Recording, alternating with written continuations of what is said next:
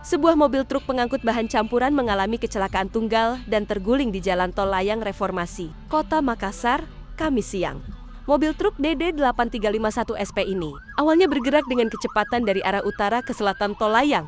Saat perjalanan, tiba-tiba ban bagian belakang pecah, hingga mengakibatkan sopir hilang kendali dan terguling di jalan. Beruntung sang sopir bernama Budi selamat dalam kecelakaan tunggal ini dan hanya mengalami luka ringan. Satuan Lalu Lintas Polrestabes Makassar yang mendapat informasi mendatangi tempat kejadian perkara dan melakukan olah tempat kejadian perkara. Adapun mobil truk telah dievakuasi dan diamankan pihak kepolisian.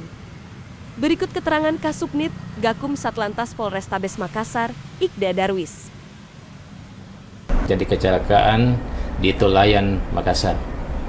Truk box dari arah utara ke selatan, kecepatan, terus tiba-tiba ban kiri belakang meletus sehingga mobil terguling dan terbalik.